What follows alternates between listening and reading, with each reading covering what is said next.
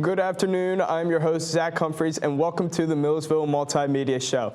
Since yesterday was April Fool's Day, we thought it would be fun to host a show about all things silly and goofy. Today, you will have a few good laughs as you watch things like college student expectations versus reality, and Millersville students being interviewed while being manipulated. We will also dive into the history of April Fool's Day and a fun local spot called Urban Air, beginning our production with how to make a proper dad joke. To deliver the perfect dad joke, it's not just about the joke, it's about the look too. You need the dad uniform. Step 1, the outfit.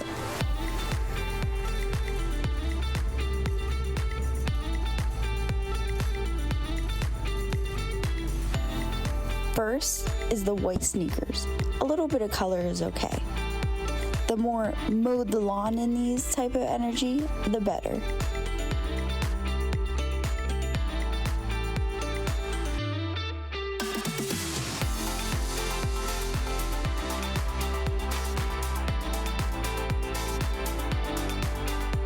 The third is the dad shirt. This shirt says, "I grill on weekends loud and clear." Finally, a baseball cap. Doesn't matter the team or the logo, as long as you wear it slightly crooked. Up next, the dad jeans. Bonus points if they're a little too baggy or a little too tight. Now that we look the part, let's talk about the delivery. A true dad joke must be corny, unexpected, and painfully punny. Hey, did you hear about the restaurant on the move? Great food, no atmosphere. Or my personal favorite, why X do not tell jokes. Because they might break up. And now go forth and dad joke responsibly.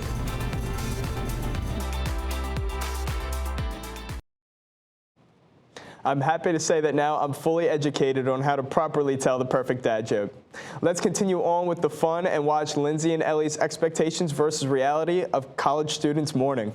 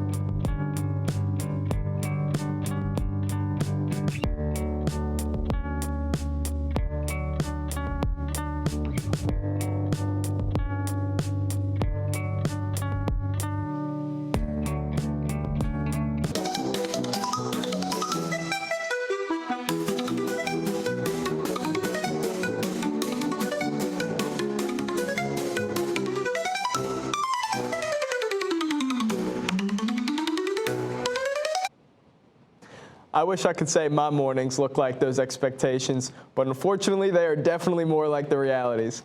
I'm glad I'm not the only one. Next up, we have Kylie and Joe interviewing Millersville students around campus, asking them questions you would think that they would know the answers to. Today we're here at Millersville University and we're gonna go around and ask some people some trivia questions. Let's see if people know their stuff. There'll be a lot of people in Chick-fil-A, so why wouldn't we call it Chick-fil-A? What year did the United States gain independence? History's not my... Month and day. Fudge. I'm gonna say 1948, but I don't know. Wait. Oh, no. I don't know. Oh, no. June something, 1976. How you get the year, but you don't know the month? January. So, like, 1948 or the final answer? Your reaction wasn't good, so I'll do 1743. 43. January 10th, 1776? Yeah, let's go with that. Am I totally wrong? No. Dude, I'm not gonna get this then. Come on. July 4th. Oh, but I got. Anybody want to step in for him? July 4th. There you go. 1776. You got it right. There you go. No. July 4th, 1776. 1776. Of course she gets it right. We're gonna continue here in the smack, and we're gonna go find our next victim. How many countries are there in the world? In the world? I don't know. How many countries are there in the world? How many countries? Yeah. I don't know. Range of 42. Said not 52. 2? No, I said 52. 52 countries? Yeah. Are you sure? Yeah. What year was Millersville University established? 1855. 1855, ladies and gentlemen. There you have it. So, Mr. Marauder, what year was Millersville founded? Well, it looks like we're gonna have to wait another time for that answer. See you guys next time. Now that was funny. I'd hope I would know the answer to those questions, but maybe not if I was put on the spot like that. Now, after all these funny clips, it's time to learn about the history of April Fools from Peach and Sydney.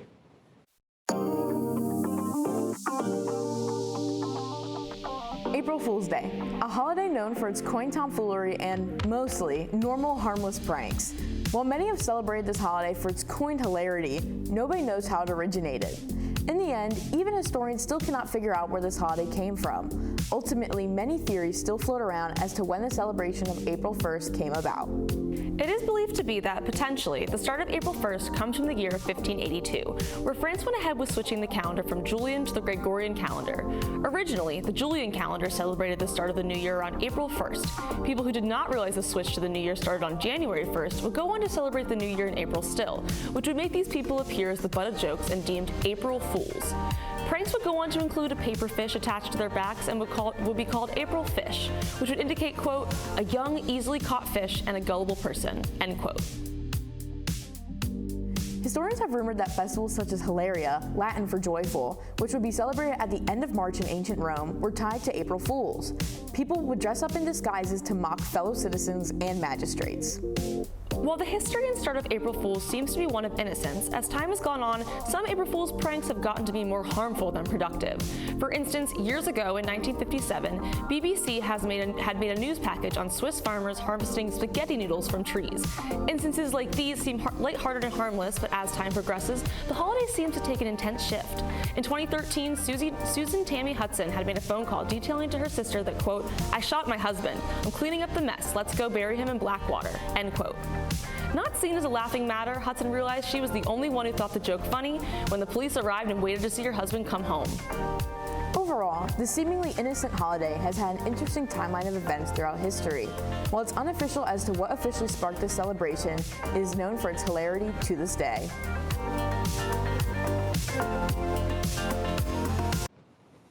After all these funny clips, it was truly interesting to learn about the actual history of April Fools, thanks to Peach and Sydney.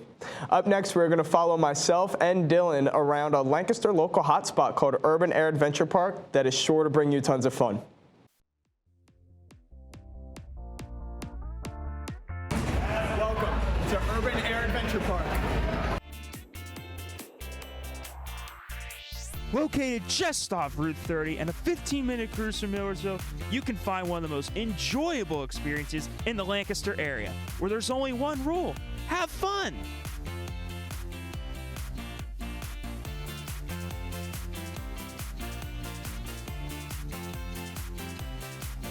You could dodge a ball, or maybe even dunk one, or drop in the drop zone, and show off your mighty strength on the battle beam, and plus so many other attractions.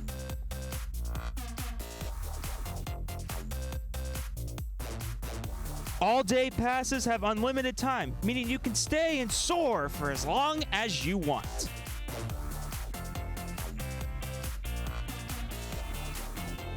And if you're feeling a little peckish, make sure to check out the Urban Air's own cafe.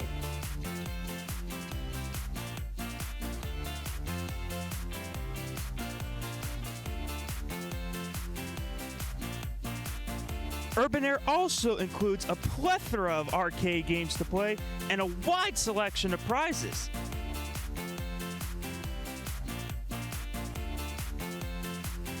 Including a PS5. If someone you know has a birthday to celebrate, then gather your friends and come have fun. There's no better place to celebrate than Urban Air Adventure Park. If you're interested in coming here often for a decent price, head on to urbanair.com and check out the membership section, where you can purchase up to 4 choices of membership plans starting at just $3 a month. So why are you still watching this video? Join me and come on down to Urban Air Adventure Park and let 'em fly.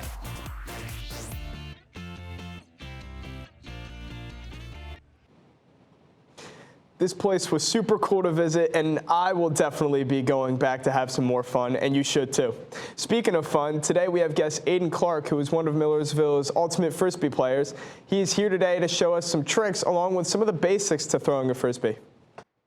Hi, and welcome to the Multimedia show, Aiden, and we're so happy to have you here, man. Thanks, I'm excited to be here. So, what is your favorite part, personally, of playing Ultimate Frisbee? So usually I think my favorite part is getting a lot of exercise and having a great group of friends to play with. That's awesome. So, today, what kind of tricks and tips are you going to be showing us today? All right, so mainly I'm going to go over some basic tricks that people like to do with this Frisbee and some of the basic throws for Ultimate, like a flick or a backhand. That's amazing. That's going to be awesome to see. We can't wait to see him. Aiden, the floor is yours.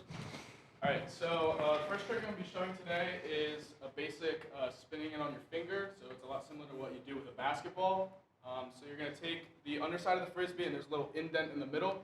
You're going to want to place your middle finger on that indent. And it's a lot similar just like a basketball, where you start spinning it on your finger. And the most important thing that you want to focus on is keeping that finger in the middle of the Frisbee, because if you don't, and you do something like this, it'll start to wobble and then it'll come out of your hands. So basically the main part is keeping it on the middle and keeping the spin active. The next trick that people like to do is they'll put their finger on the inside of the rim and they'll spin it like this on their finger. And if you start getting it going really fast and you can bring it up to around your head area and you release, you can actually throw the Frisbee and you can spin it either going this way or you can spin it starting to go this way. And if you can flick your finger and it'll start throwing, it'll go forward. So for the actual basics of throwing a Frisbee, the first throw I'm going to go over is called a backhand. So that is your normal Frisbee throw that you'll throw with, like, if you're playing catch with your dog or something. So you're going to put your first 3 fingers, your pinky finger, your ring finger, and your middle finger on the inside of the Frisbee, while your pointer finger is on the rim, and then your thumb's going to be pressing hard on the top. And really the main focus of throwing a backhand is really getting a lot of flick in your wrist, so you can get rotations on the disc and it can spin really fast so it flies straight and it doesn't wobble. So that is really our main throw in Frisbee, which is backhand, which is what most people know. The more difficult throw, which is another basic throw, is called a flick. So this throw is you're sort of throwing it like a sidearm, like almost like a ball. So you're going to want to place your first 2 fingers on the inside of the rim. You're going to place your pinky and your ring finger on the outside of the rim. And then you're really going to want to press hard like a backhand, similar to a backhand with your thumb onto the top of the Frisbee. And really the main focus of a flick is flicking that wrist hard, which is essentially why it's called a flick.